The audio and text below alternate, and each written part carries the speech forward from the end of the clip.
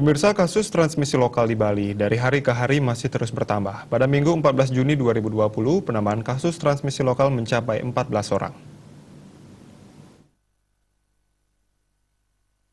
Menurut Ketua Harian Gugus Tugas Percepatan Penanganan GTPP COVID-19 Bali, Deo Made Indra, kumulatif pasien positif mencapai 741 orang, bertambah 18 orang WNI, rinciannya 4 orang PMI dan 14 orang transmisi lokal.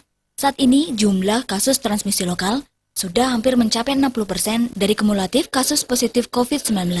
Kumulatif warga terjangkit transmisi lokal mencapai 428 orang atau 58%, dengan rincian 423 WNI dan 5 WNA. Tambahan 14 kasus baru jenis transmisi lokal, mayoritas berasal dari 2 daerah, yakni 4 orang masing-masing ada di Denpasar dan Gianyar.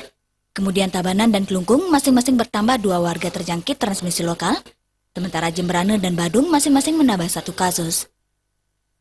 Dengan terus bertambahnya kasus transmisi lokal di Denpasar, kini ibu kota Bali itu memiliki 133 warga terjangkit. Denpasar menjadi daerah terbanyak yang mencatatkan kasus transmisi lokal di Bali. Dilihat dari total kasus positif, Denpasar masih menduduki peringkat pertama dengan 190 kasus.